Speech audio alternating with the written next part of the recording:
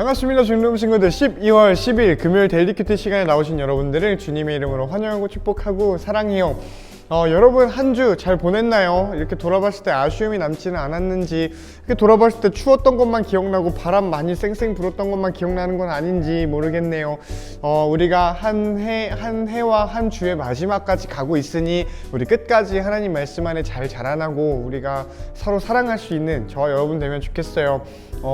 막간 공지입니다. 우리 출석 관련해서 선물을 준비하고 있어요. 시상을 준비하고 있으니 여러분 온라인으로 예배 드리는 친구들은 이 광고 끝날 때까지 끝까지 함께 해주시고요. 그리고 괜찮다면 우리 같이 모여서 예배 드렸으면 좋겠어요. 전도사님이랑 선생님들이 방역 관련해서 열심히 대처하고 깨끗하게 할 테니 우리 같이 해봤으면 좋겠습니다. 그러면은 우리 같이 기도하고 해봤으면 좋겠어. 나는 너희를 위해 기도할 거고요. 그리고 나 나름대로 여러분을 위해 또 이 시간을 위해 기도할 터이니 여러분도 이번에는 내 목소리를 따라서 동의하는 기도가 아닌 너의 목소리로 직접 고백하는 기도를 해봤으면 좋겠습니다. 기도합니다.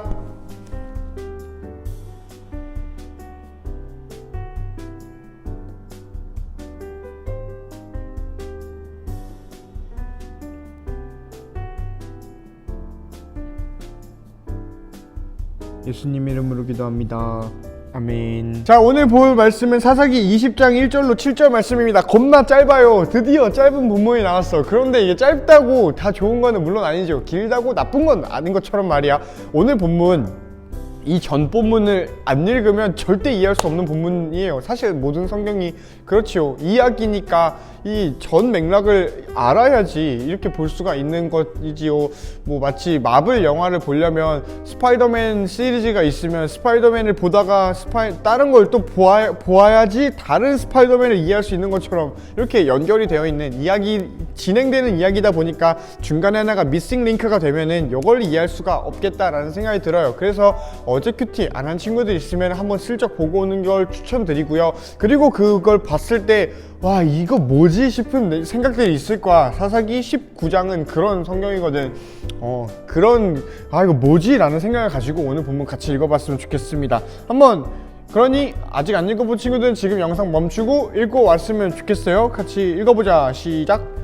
19장 읽고 왔다면 우리 같이 읽어보면 좋겠습니다. 모든 이스라엘 사람이 단에서부터 브엘세바에 이르는 곳까지 또 길르앗 땅에서부터 나와 미스바 성에서 여호와 앞에 섰습니다. 이스라엘 모든 지파의 지도자들도 하나님의 백성이 다 모인 회의에 왔습니다. 칼을 든 군인도 40만 명이 있었습니다.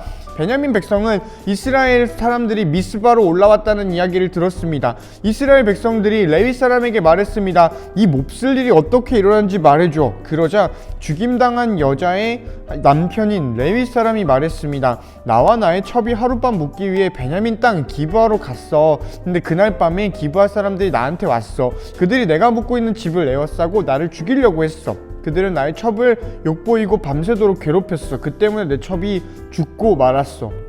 그래서 내 첩의 시체를 가져다가 여러 부분으로 쪼개어 이스라엘 12지파에게 보냈습니다. 베냐민 사람이 이스라엘 안에서 음란하고 끔찍한 짓을 저질렀음을 보여주기 위해서였습니다. 이스라엘 모든 사람이 이렇게 다 모였습니다. 우리가 어떻게 해야 할지 의견을 말해주세요. 아멘.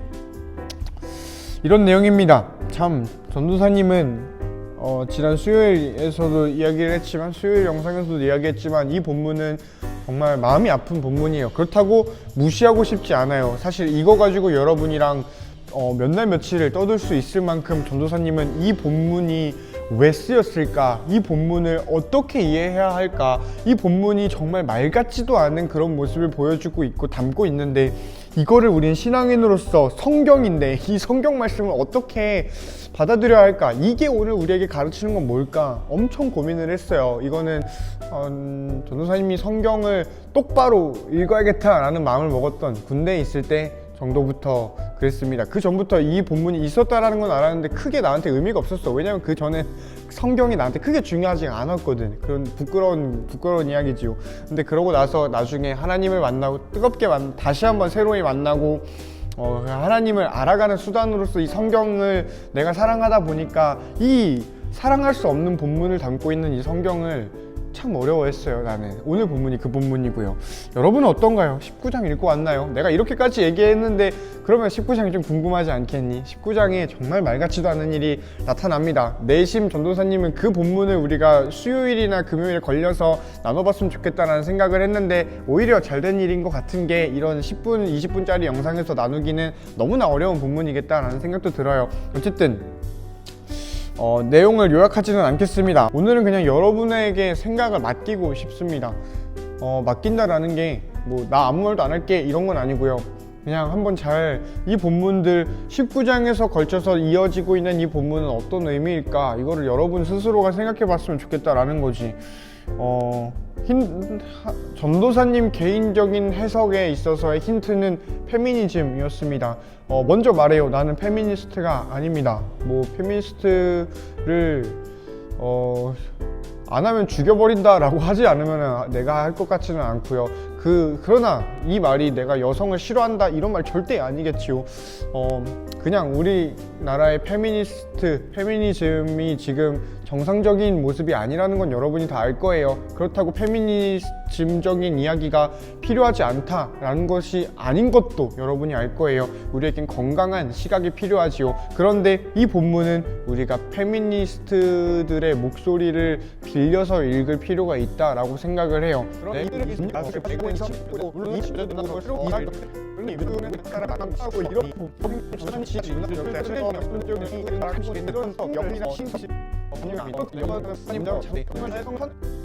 어쨌든 전도사님이 뭐라 얘기를 했는데 이게 편집을 해야 될 것 같아서 다시 좀 이게 맥이 끊어진 채로 전도사님 얘기를 할 것 같은데 한번 그냥 이해만 해줘요. 전도사님은 이 본문을 읽을 때 페미니즘의 시각이 참 큰 도움을 줬어요. 뭐냐면 일단 한번 잘 생각해봐.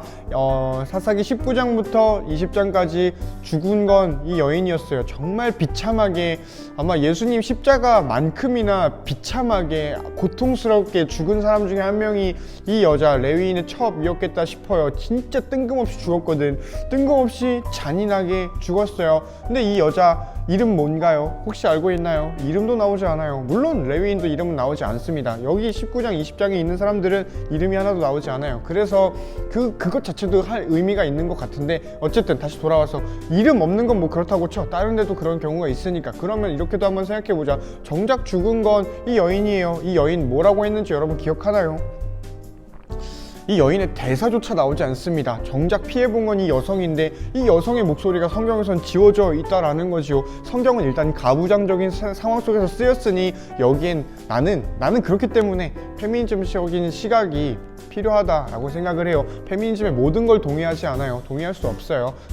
그럼에도 페미니즘의 모든 걸 반대할 수도 없겠다라는 생각이 들죠. 물론 모종의 이상해진 페미니즘은 반대해야 된다라는 개인적인 생각이 있을 뿐이지 이거를 누군가와 쉐어링하고 싶지는 않아요. 물론 전도사님의 지금 가진 생각이 계속해서 바뀔 것이고요. 수정될 것이고요.